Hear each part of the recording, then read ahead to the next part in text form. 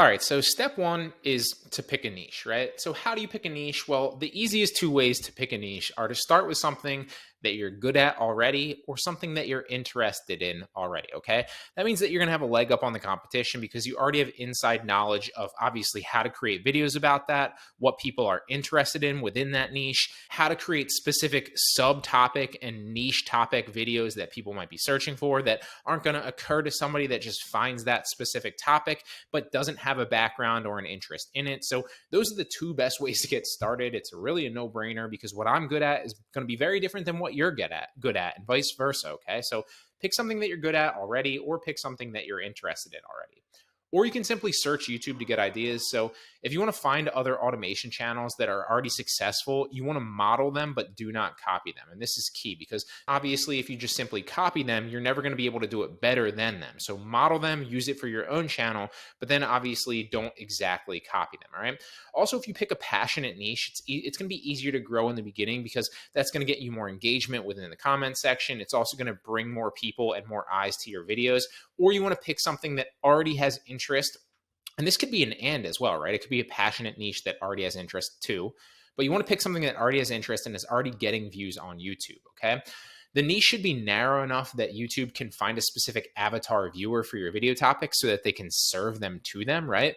And then you'll get repeat viewers from that person because typically what people think is you create videos and then people come find your videos, but that's not typically what happens. What typically happens is YouTube already knows everybody's avatar, what they're interested in, what videos they're more likely to click on and watch through. And so if you can find a specific avatar person or an avatar viewer that's going to be interested in something, and you can do that basically by identifying other videos and other channels that are already successful on YouTube within that topic and serving that audience and then model them, you know that YouTube's pretty much has a high likelihood of serving your videos to that same audience so it can be successful, okay? While it should be narrow enough, obviously, to serve to that specific avatar person, it also should be broad enough that you can branch out to other subtopics and you can create hundreds of videos at the minimum on that, all right? Because if it's too narrow, you're obviously going to run out of video ideas.